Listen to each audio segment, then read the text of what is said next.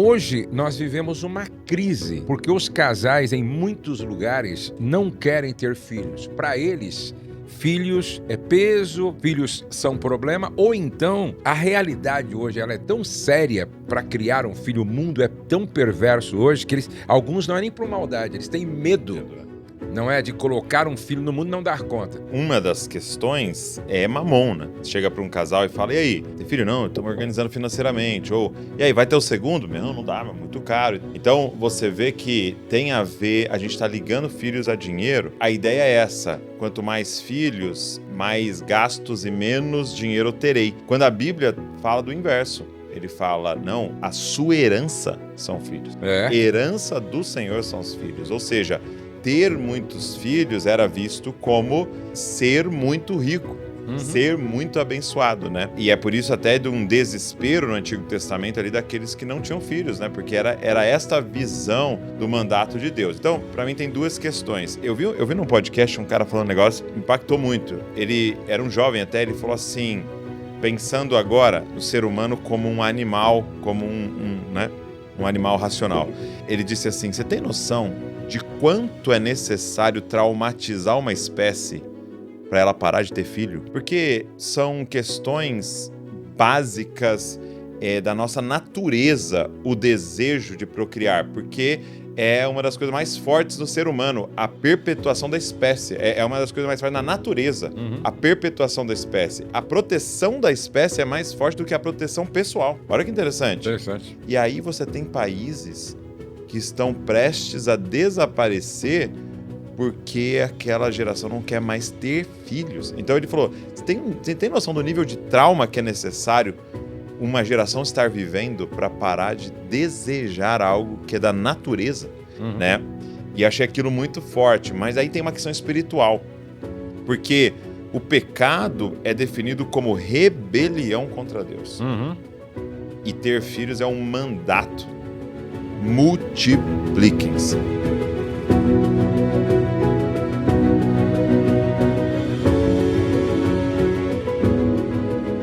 Olá, tudo bem com você? Tudo bem com a sua família? Pastor Josué Gonçalves aqui para mais um podcast Amo Família. E é sempre muito bom estar aqui com vocês, tratando de assuntos que contribuem, não é? Para você se tornar um marido melhor, uma esposa melhor, um pai melhor, uma mãe melhor, um casal melhor, uma família melhor e um discípulo de Cristo melhor. E eu estou trazendo aqui algumas pessoas que vieram ministrar no nosso Encontro Nacional de Casais, 20º Encontro Nacional de Casais. E desta vez eu trouxe aqui aquele que junto comigo contribuiu para que esse sonho, na verdade, esse projeto, esse livro se tornasse uma realidade.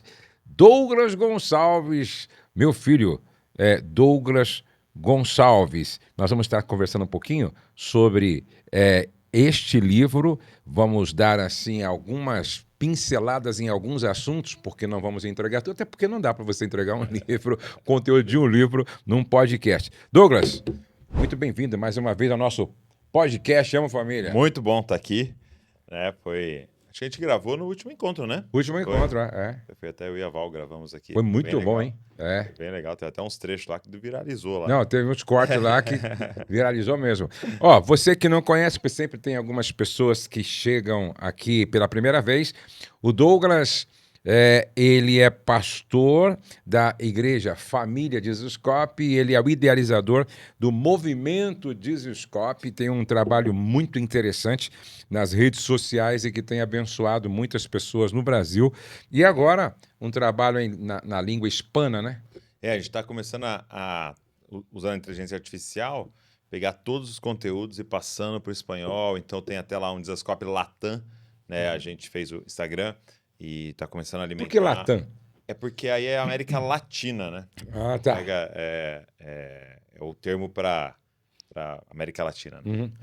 Eu achei assim maravilhoso e muito inteligente e vamos orar para que realmente... Até a sigla para Latin America, né? Muito bom, muito bom. Bom, nós vamos começar, veja só, esse livro, né, nasceu a partir de uma ministração que foi até interessante, porque nós não sabíamos que era para ministrar juntos, né? E no Chegamos lá no caminho, evento. no caminho, o Douglas falou assim, pai, querem que a gente ministre junto. E não era para 100 pessoas, era para 5.000 homens. Muita né? gente. E aí eu tinha preparado uma mensagem sobre meus filhos e minhas flechas. Aí o Douglas, eu passei para o Douglas a ideia central do sermão. E é claro, como a gente, desde não é, da barriga da mãe dele, caminha junto, o Douglas já conhece muito daquilo que eu falo e também essa nossa relação de pai e filho ficou fácil, então, a gente ter aquela conversa. E a partir dali, tanto o pastor Carlito Paes como os outros disseram, Josué, precisa colocar isso num livro. Aí eu falei com o Douglas, então com a ajuda de várias pessoas, transcrevemos e aí melhoramos o texto, ficou muito legal. E eu quero começar, Douglas, hoje, você, inclusive, você falou uma coisa e eu achei muito interessante quando estávamos ministrando.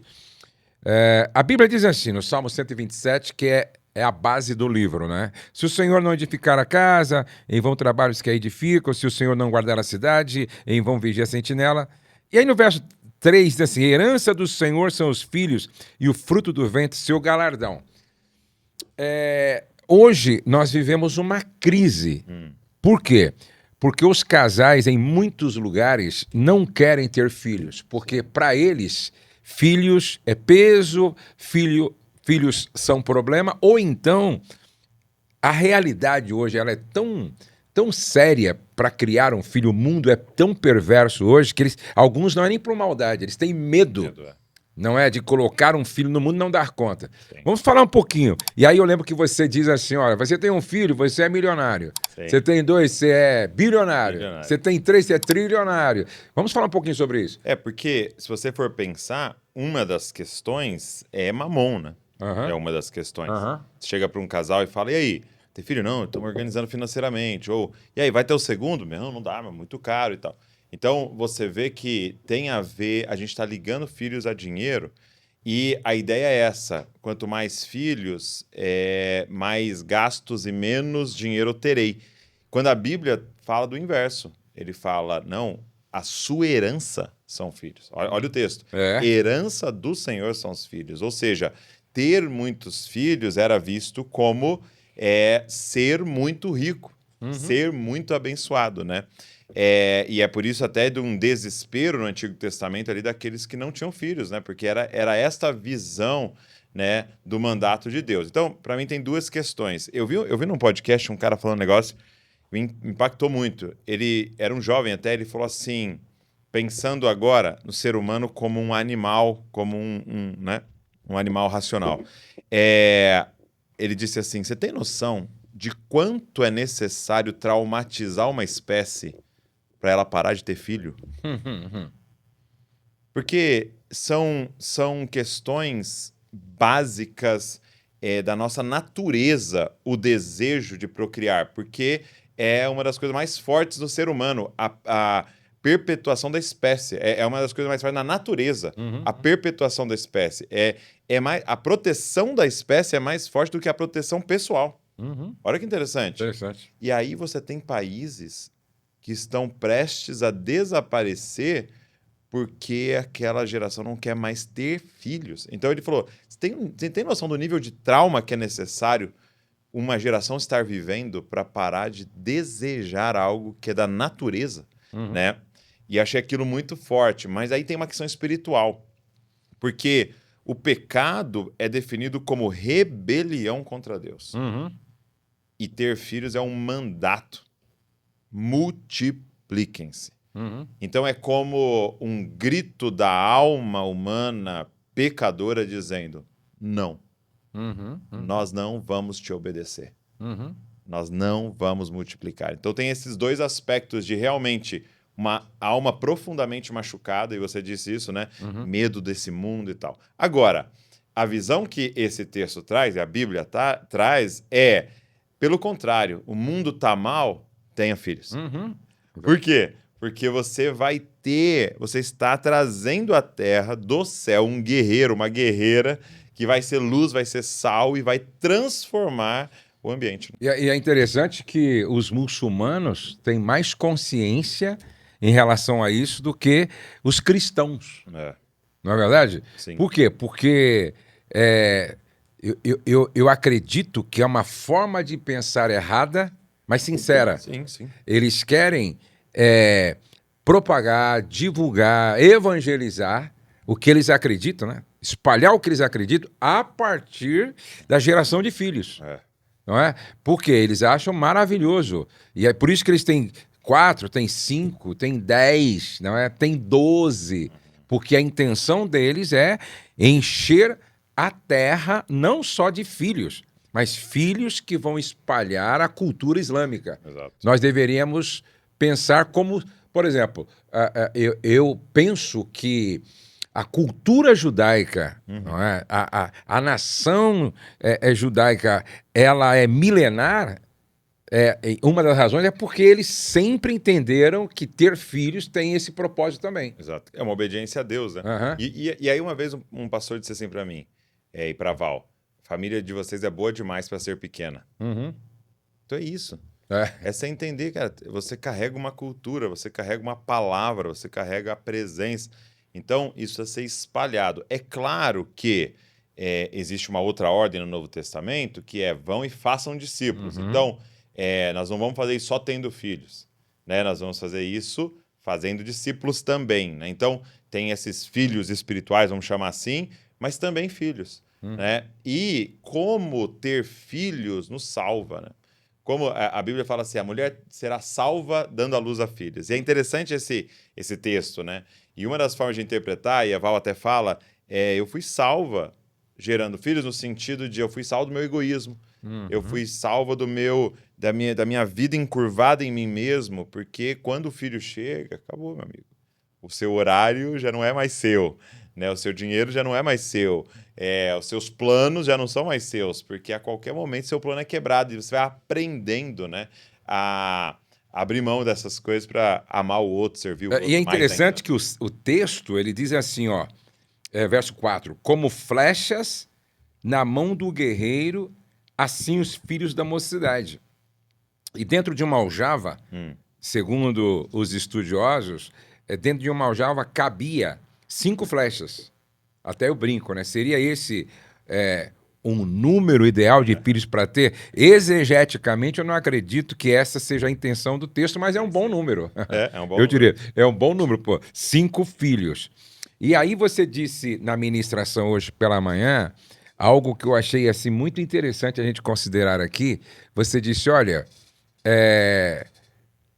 o projeto divino, através de Jesus, pensando na redenção, na salvação, começa com uma adoção.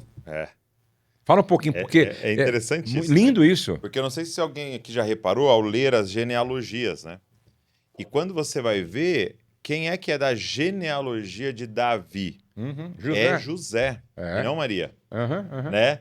Então, a afirmação, este é o filho de Davi, vem por adoção. Por adoção. Né? Então, ele é um filho de Davi por ser filho de José. Só que José não era um pai biológico de Jesus. Ele era um pai, né, nos nossos termos modernos, né, por adoção, né, de Jesus. E aí eu, meditando sobre isso, de como Deus considera espiritualmente, né, o pai, a mãe por adoção, né? E como isso é passado. Então, e aí para aqueles que talvez aqui biologicamente não podem ter filhos por algum motivo e tal, há essa possibilidade maravilhosa, e até para aqueles que podem, né? Há essa possibilidade maravilhosa, e uma das coisas que a Bíblia mais repete, né? Que é caro para Deus, as viúvas, os órfãos, os refugiados. Isso. É caro. E a palavra, assim, os vulneráveis, né? A viúva hoje não é como a viúva daquela época, mas o órfão de hoje é muito parecido com o órfão daquela época. Então, os nossos olhos estarem para isso, esse desejo de ter filhos, e mesmo que não sejam biológicos, sejam por adoção, está presente na Bíblia o tempo inteiro. Né? E é interessante que o texto diz assim, ó, feliz o homem que enche deles a sua aljava. Então, a Bíblia associa esse número significativo de filhos, Aham. é a felicidade. Ó, feliz o homem, né? Então, e aqui no texto, no verso de número 3, a herança do Senhor são os filhos, e o fruto do ventre, o seu galardão. É. E galardão aqui é presente. É presente Não. de Deus. E você sabe que, assim, eu não sei você, às vezes, quando eu tô lidando com alguém mais imaturo, né? Às vezes a pessoa imatura, ela pega um probleminha e, meu Deus do céu, o copo caiu e não acabou e nós estamos... E aí, quando o cara tem 3 filhos... Por quê? Quando o cara tem 4 filhos, que o Samuelzinho lá da escola tem 4 filhos, cara, o copo caiu. Limpa aí. Porque assim, você vai colocando em perspectiva as Diferente. coisas. É diferente, sabe? Porque aquilo ali, filho, é um negócio tão caro no sentido importante, tão valioso, que você daria a vida, que vai entrando em perspectiva as coisas. E é muito doido. Eu vi uma mulher que ela trabalhava numa clínica de trabalhos paliativos. Ela era uma enfermeira especializada em pacientes terminais. Então, tinha essa clínica, eu não lembro agora, Estados Unidos ou Europa, e eles trabalhavam só com pacientes terminais. Então, ela cuidou de centenas de homens e mulheres em seus últimos dias de vida, né? E aí que ela começou a fazer uma entrevista. E ela escreveu um livro, né? Sobre os arrependimentos das pessoas ao saber que iriam morrer, né? E é muito doido. Número 1 tá ligado à família. Ninguém fala, poxa, sabe uma coisa que eu me arrependo? Tive muito filho. Não existe. Ninguém se arrepende. Poxa, eu deveria ter comprado mais uma casa. Eu deveria ter tido mais esse outro carro. Eu deveria ter trabalhado um pouquinho mais. Ninguém. É sempre, ou eu deveria ter tido mais filhos, ou eu deveria ter tido filhos, alguns não tiveram, ou eu deveria ter ficado com minha primeira esposa, ou eu deveria ter mantido minha família, ou eu deveria ter passado mais tempo com eles. Exatamente. Sempre isso, né? É muito interessante como, no final, o que faz sentido é a família. Olha só, eu tive a oportunidade de sentar com o pastor, acho que era pastor Margarida. Ele tinha 100 anos. Lembro como se fosse hoje. Eu fui ministrar lá no Rio de Janeiro, e aí ele veio jantar comigo, né? E eu perguntei, quanto o senhor tem? 100 anos. Eu falei, mas 100 anos? 100 anos, assim, já não tinha mais cabelo, mas bem lúcido, conversando assim. Eu falei, pastorzão, e a sua esposa? Morreu. E os seus filhos? Aí ele disse, Josué, deixa eu te falar uma coisa. Meus pais tiveram só um filho, não é? Eu. Aí eu não tive filhos. Então não existe ninguém da minha família. Meu Deus. Quando eu morrer, a igreja aqui fará o meu sepultamento sem a presença de ninguém. Quando ele falou isso para mim, eu achei muito triste. Eu falei, não tem um herdeiro do seu legado. Entendeu? Eu acho que eles não entenderam o propósito essencial do casamento. Pastor Paulo Borges Júnior sempre lembra, não é? Que Deus faz o solitário habitar em família. Então ele diz assim, você que é solteiro, não peça um marido. Não peça uma esposa. Uma família. Peça uma família. Uau. Porque Deus faz o solitário, o solteiro, habitar em família. O que a gente precisa entender é que o propósito, não é assim, principal do casamento tem a ver com a perpetuação da espécie. Tem a ver com isso. Eu estava um dia com o Paulo Borges, ele falou assim para mim e para Val. Ele disse, a gente olha e pensa que a Luísa, o Davi, né, os meus filhos, que a Luísa e o Davi são resultado do nosso casamento. Então a gente casou, e qual foi o resultado, Luísa e Davi? Ele falou, e se a gente pensasse de outra forma? Que você só casou porque Deus queria enviar a Luísa e Davi. Então que não é que eles nasceram do seu casamento, mas que seu casamento nasceu deles. Interessante. Porque se eles existiam em Deus e foram escolhidos antes da fundação do mundo, se na eternidade Deus já conhecia Luísa e Davi, e ele queria enviar esses homens e mulheres para a Terra para um propósito, para essa geração, para esse tempo, com seus dons, e se ele uniu esse casal para isso. Então, a gente ter essa noção de que você que tem filhos, você que tem sua filha, seu filho, né? Cara, eles são filhos de Deus, né? Eles são heranças do Senhor e que precisam ser apontados, né? E aí, eu estava falando outro dia na igreja sobre como é que eu posso ter certeza de que estou fazendo um bom trabalho com os meus filhos. Aí nós, voltando à história de José, que nós abordamos hoje pela manhã, José, pai adotivo de Jesus, né? Uhum. José sabia, não é? E aí tem até tem até a ver com o que a gente fala aqui, sobre a visão do arqueiro, né? Por quê? Porque não tem como você acertar o alvo se Sim. você não tiver uma boa Mirar. visão, não é? Então, a gente fala sobre a visão do arqueiro, a força do arqueiro e a direção do arqueiro. Então, falando ainda sobre essa visão do arqueiro, no caso de José, ele sabia de forma antecipada qual era o propósito da sua flecha, né? Jesus será o Salvador e tal. Então ele sabia qual era o propósito da sua flecha.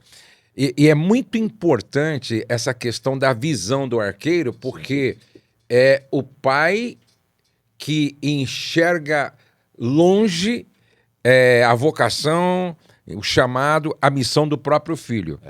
E nós estamos falando hoje pela manhã sobre a importância de o pai conhecer bem o seu filho para ajudá-lo a entender qual é a sua vocação, qual é a sua missão, qual é o seu propósito de vida. E você tem 2 filhos, né? Sim. E eu me lembro que, no meu caso, era uma questão um pouco profética também, né? Por quê? Porque além de eu gostar de estudar a Bíblia, gostar de me comunicar, eu também, por umas 2 ou 3 vezes, no ambiente de culto, certo? Alguém profetizou, né? Eu me lembro que eu estava numa reunião de jovens e tinha 17 anos e veio um missionário que trabalhou na África, mandou eu ficar de pé assim e ele simplesmente desenhou o meu ministério Uau. falando. Isso é demais. Então aquilo ficou dentro do meu coração. Eu já amava a palavra, gostava. Eu chegava a ler a Bíblia 12 horas num dia. Ficava lendo e lendo. E aí um dia eu cheguei, pai. Eu era assim, acho que tinha uns 17 anos, 16 anos. Pai, não sei por que eu leio tanta Bíblia. Ele falou, um dia você vai entender. E um dia você vai precisar disso. Ou seja, meu pai também trabalhou em mim como flecha, vendo quais eram os meus dons, a minha capacidade, assim, o que eu fazia com muita facilidade e investiu. E você tem hoje a Letícia, desculpe, a Luísa, você tem a Luísa e o Davi. Como é que você vem trabalhando com seus filhos em relação a isso? Até uma coisa interessante é você pensar, né, como nome é um negócio forte, né? Muito. Porque, queira ou não queira, é uma declaração, né? Josué, né? Então, isso que eu ia dizer, Josué, né? Então você pensa, qual que é o conselho principal que aparece para Josué? Medita nesse livro da lei. Aí você tá falando, né? Eu gostava de ler a Bíblia e tal. Qual que é uma das marcas de Josué? Coragem. Não tenha medo, vai, coragem. Qual que é a grande questão? Era de conquistar, era de entrar numa terra e conquistar. Então tem tudo a ver com a forma que o Senhor se movimenta antes. Então, há anos, né? Então você vê assim, é uma declaração, Josué. Então você imagina alguém chamado Moisés, ou Moisés, né? O filho do Pedro vai ser o Timóteo. O Timóteo. Então, é uma declaração. Mas mais do que o nome, é o que como você está apontando aquela criança, né? Então, hoje a gente pode escolher nomes mais modernos, não tem problema nenhum, mas tem algo de você apontar essa criança, entendendo, há um propósito de Deus para a vida dela, né? Então, eu queria desafiar todos os pais a estarem em profunda oração, pedindo, Senhor, nos revela quem é essa criança. Uma vez estava fazendo terapia e o terapeuta disse, o desafio do pai, da mãe, é apresentar o bebê para o bebê. É você descobrir quem é essa criança e apresentar ela para ela. Fala, olha, em Deus você é, em Deus você é. E aí tem um fato interessante que Jacó, né, ele tem um pai que de certa maneira errou. Por quê? Porque Isaac dá o nome de Jacó circunstancial, não profético. Olha lá, ele nasceu puxando o pé, então, olha lá, é um usurpador. é um trapaceiro, ele quer passar na frente, tal. Aí ele fala, ó, Jacó, entendeu? E aí ele vive o resto da vida, Encarnando o seu boa nome. parte da vida, encarnando o seu nome circunstancial, Uhum. até o encontro com Deus. Uhum. E aí Deus fala, deixa eu te falar, Isso não é o seu nome. qual deveria ser o seu nome? Ou deixa eu te falar como o céu te chama. Uhum. Você é um príncipe do Senhor. Você é Israel. E ele tem um nome trocado. Uhum. E olha que interessante. Você sabia que Israel só tem um filho? Uhum. Jacó teve 11, né? Israel só teve um. Uhum. Né? Então ele só teve um filho depois do nome trocado. E Interessante. todos os filhos antes tinham nomes circunstanciais. Porque era no nascimento, a mãe falava, finalmente eu tive um filho e tal. Aí dava um nome. Agora meu marido vai me amar. Aí dava um nome. Então era tudo nomes a partir da carência e tal. E aí quando Raquel... Raquel, né? Raquel. É, porque Raquel. Rebeca, Raquel... É Raquel. Raquel vai ter o nenê, ela tá morrendo. E ela fala, filho da minha dor. É a única vez que ele Benjamim? fala. É Benoni. Benoni. Aí ele fala, não vai chamar isso.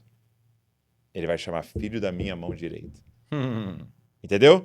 Então Jacó, agora com o nome trocado, vira alguém que troca nomes.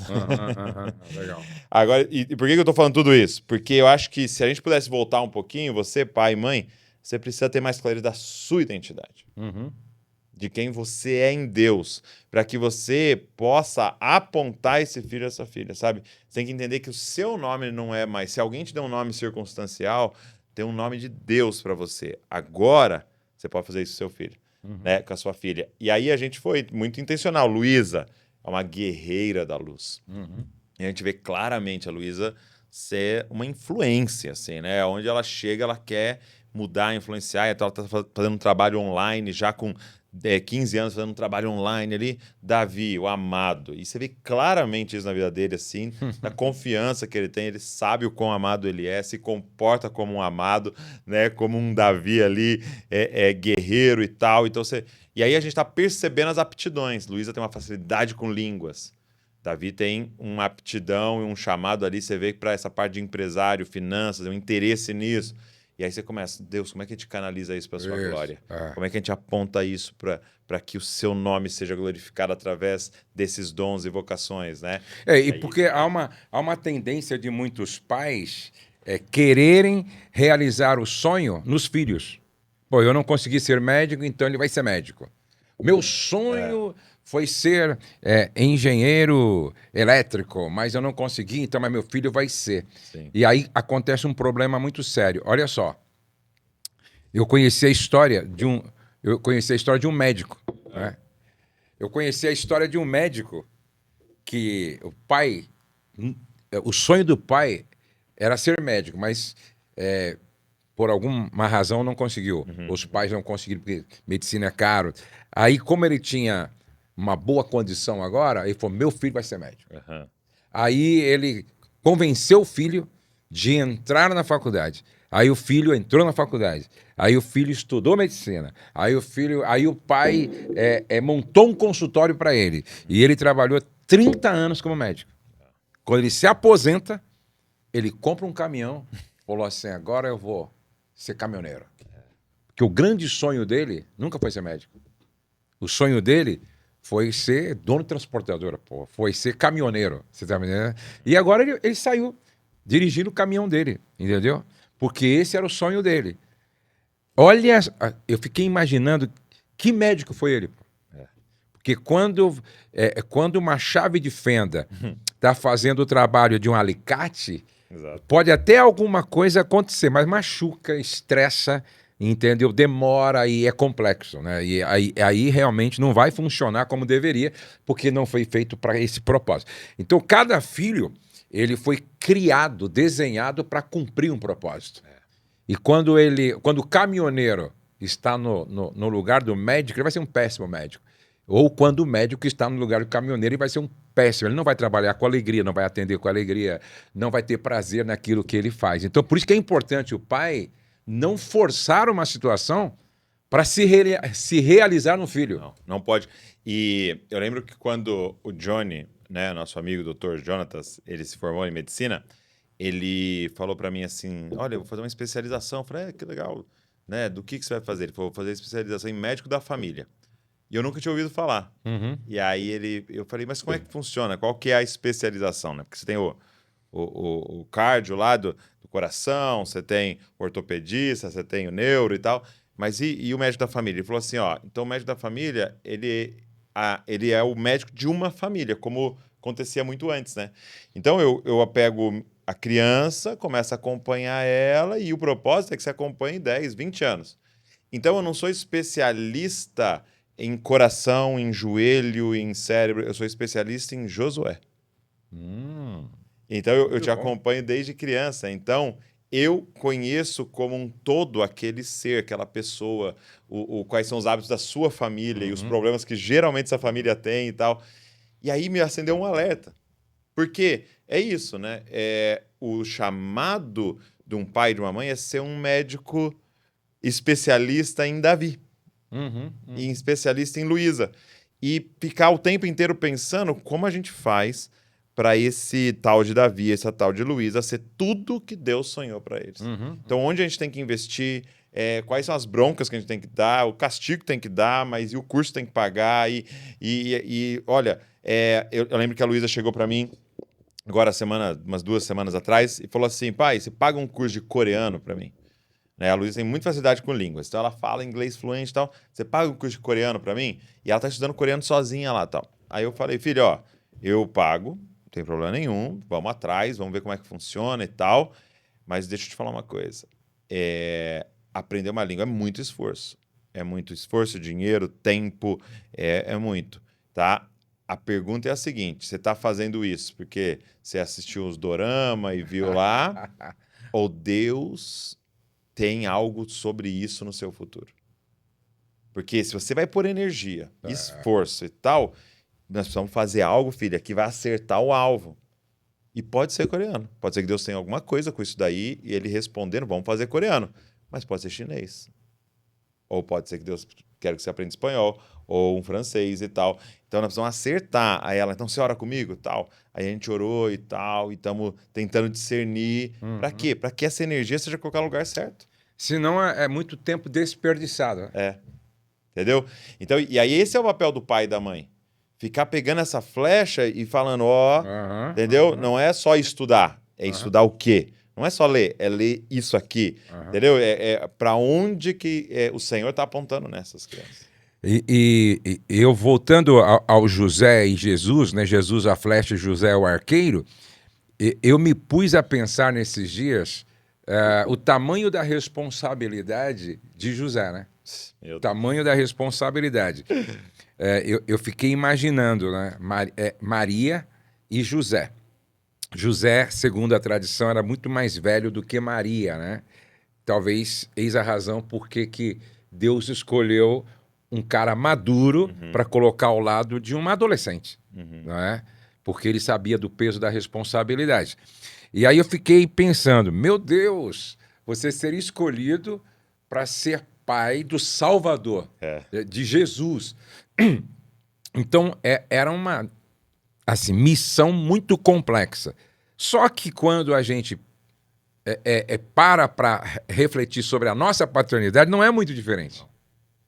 Certo? Esse é o ponto. Por quê? Porque qual sempre foi o grande sonho de Deus? Ter uma família com milhões de filhos parecido com o irmão mais velho.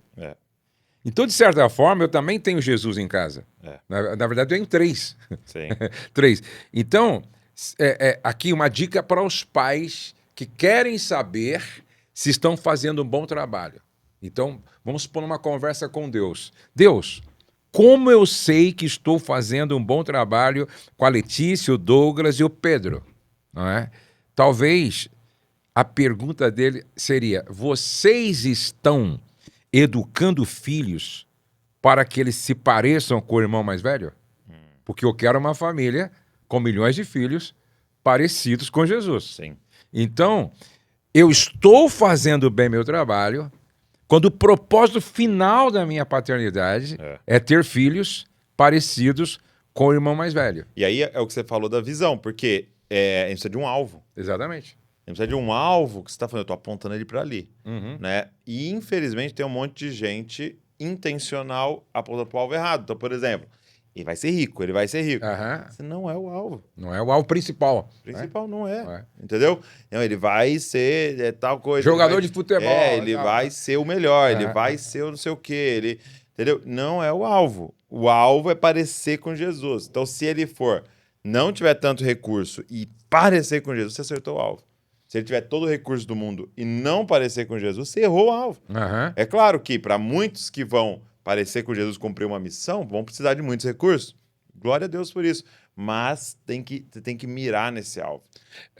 E aí, eu faria outra pergunta para Deus. Ok, então eu tenho que educar, tendo em mente que o propósito principal, O padrão o padrão da paternidade. paternidade é fazer meus filhos parecerem com Jesus. Tudo que eu fizer tem que ter essa intenção. Jesus, Deus, como é que eu faço isso?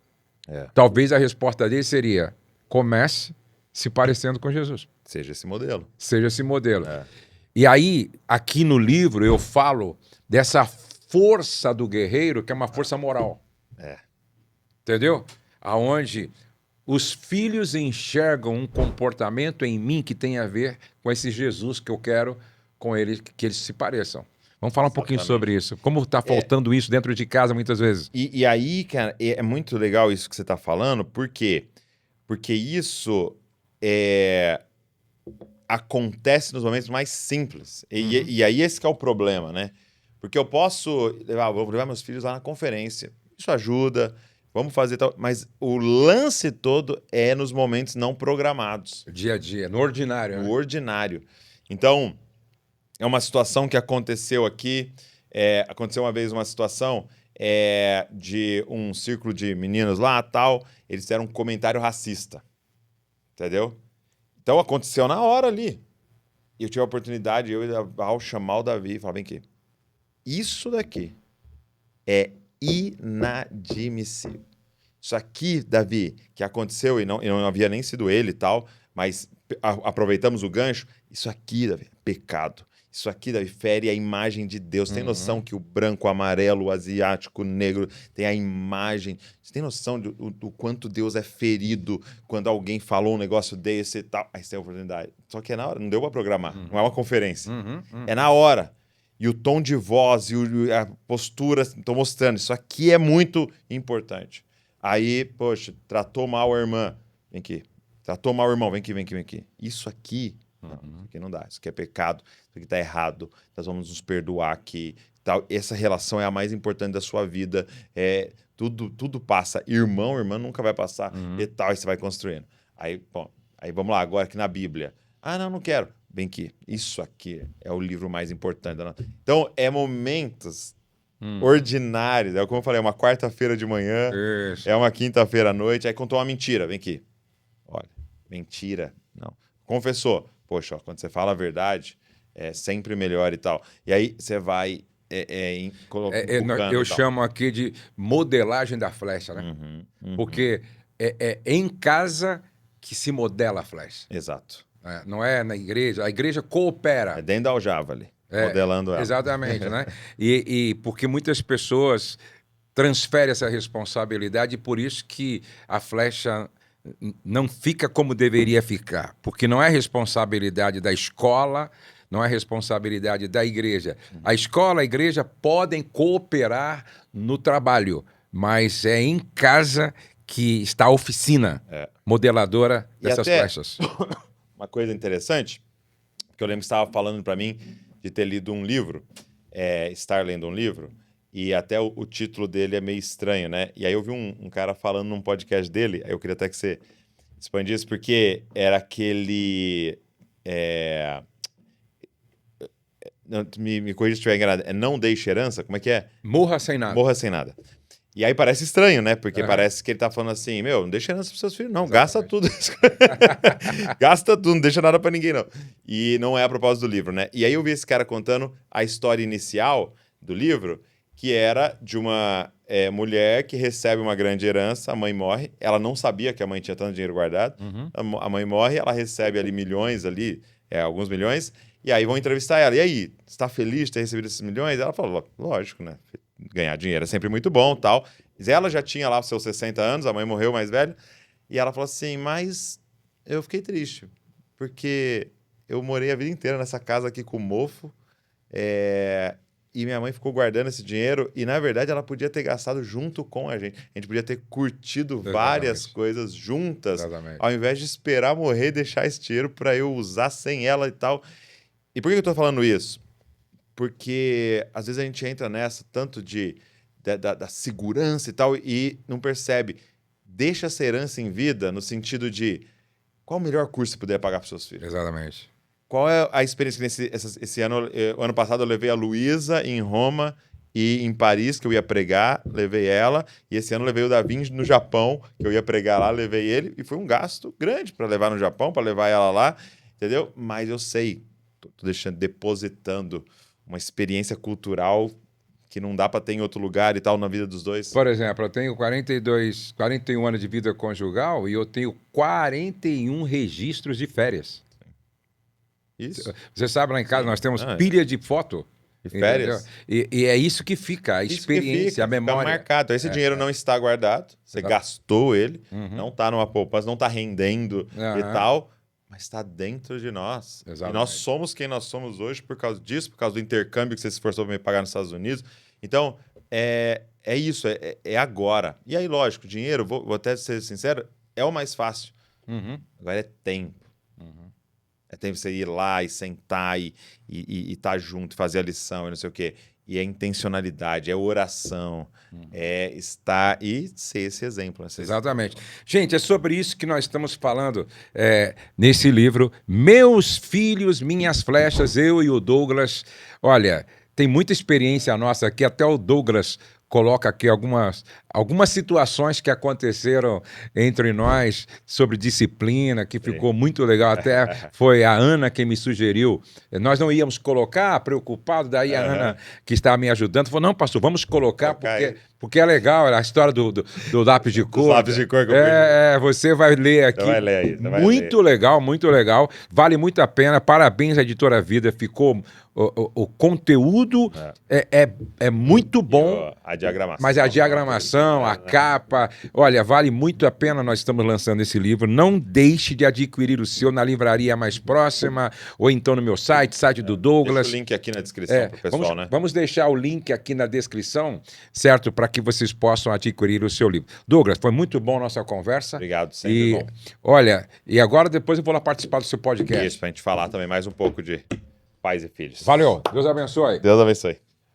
Olha, vamos terminar como sempre, mas antes, essa conversa aqui, sempre tão boa, manda para alguém que você ama. Pelo menos 3 pessoas que você quer bem, envia o link. Se você não deu o seu joinha aí, tá? Então curte esse vídeo e não se esqueça de se inscrever no nosso canal, porque é sempre muito importante. O céu não está em crise, Deus está no controle, nós cremos em milagres e a nossa família está debaixo da graça de Deus. Até o nosso próximo podcast.